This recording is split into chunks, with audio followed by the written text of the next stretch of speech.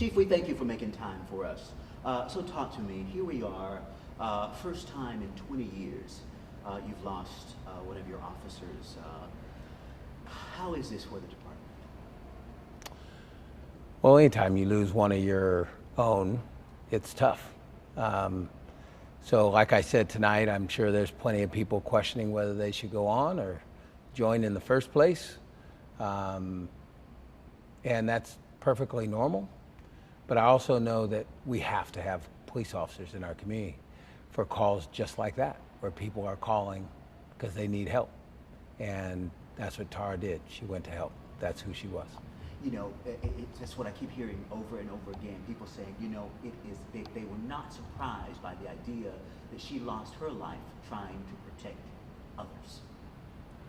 Yeah, I think everybody in the back of their mind when they join this profession knows that that's a possibility, but luckily it's not very frequent, far too frequent in our community over the last couple of years. But people sign up anyway because they know in our society somebody has to fill that role. And it takes a very special person to fill that role, and a person with a very special family that can support them in taking that role. But our community absolutely has to have people.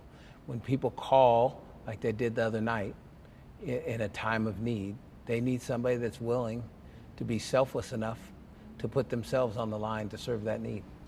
Talk to me, Chief, about the family. I know that you were traveling at the time, but you wanted to get back here. Yeah, like you said, it's been 20 years, and I knew Bill Bean very well also. And this is where I need to be when we lose one of our own. And so, yes, I met with the family, and as you might imagine, the family is trying to come to grips with their worst nightmare, our department's worst nightmare, and quite frankly, our community's worst nightmare. And so they're an awesome family, which doesn't surprise me at all who Tara was because of her family. So they're working through it. As we look at this, Chief, what's the best way that the community can support your officers, the department, during this time? Well, I think there might be in the days and weeks to come ways that we can support the family as a community, and as a police department we're doing everything we can for the family now, but there might be other ways that the community can support the family specifically.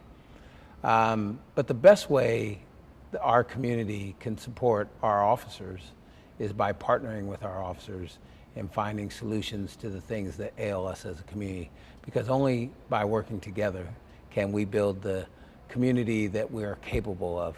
And division doesn't do that. Division just continues to tear apart. And so we know there are things we can do better, and we know there's things the community can do better, but only by doing it together can we get where I know, as a lifelong resident of this community, I know we can get there. Things like flowers and things of that nature, do you have a preference for where those things are brought or to the department, or are there things that you have a preference for there? Yeah, I think if people feel a desire to do that, they can deliver those to the North Station where Tara worked. And like I said, possibly in the next couple of days, coming days, we'll have other ways that they can show their commitment and concern for the family. Do you have a favorite memory of Officer O'Sullivan? Wouldn't say I have a favorite specific one. There's several that stand out, but the common thread that ran through all of them is she was always the one with the most energy, always smiling. You know, there's just some people that do their job, regardless of what profession it is, that just seem like a perfect fit and are extremely excited to do that, and that was her. I just saw her about a week and a half ago. There's a final test for everybody in the academy. So the academy that just graduated about a week and a half ago, they had to run 5 miles. And the first half of that is all uphill along out by Folsom. And she came out and ran it with them. And she graduated the academy before because she wanted to support the newest officers coming out. And that's just typical who she was. She was always helping people. So it's no surprise that she wanted to become a police officer, because I don't think there's any profession in our country that can provide more support or help to those in need than a police officer. Let's talk about, Chief, as much as you can. I know it's early. I know that you're still, investigation is well underway. But this is a thing that really kind of put so much fear in the community. You know, this guy shooting at random for hours on end. I always ask you this question, but what does it reflect about our community? Is the capital city a safe place? Well, yeah, Sacramento is a safe place, but no matter what city you live in, those kind of situations can come up, because all it requires is somebody that wants to commit evil upon somebody else, and in this case, it was a police officer. Could be a non-police officer tomorrow. So those things are always a possibility in any community. And so as we work together and as we build systems and ways of dealing with that, hopefully we prevent those situations long before they ever happen. That's what I mean by working together as a community and building a community that we want.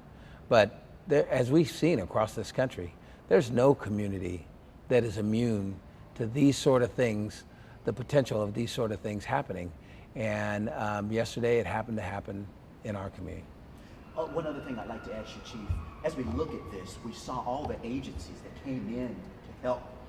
We saw the Bearcat that was brought in to provide an armored vehicle to be able to get her out of there. When we look at what happened yesterday and we look at all of the work and the things that were done to try and rescue her, what would you say to the men and women who were there? And you could hear over the scanner just how frantic it was, where you didn't know where the shots were coming from. People who want a Monday morning quarterback, if you will, and say, why did it take so much time or this or that? What do you say to those people?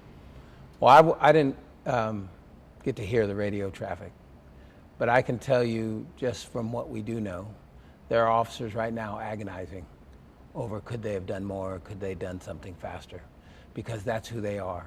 And that was one of their partners that was down. And I can tell you this, if somebody knew of something different at the time, I'm sure they would have done it.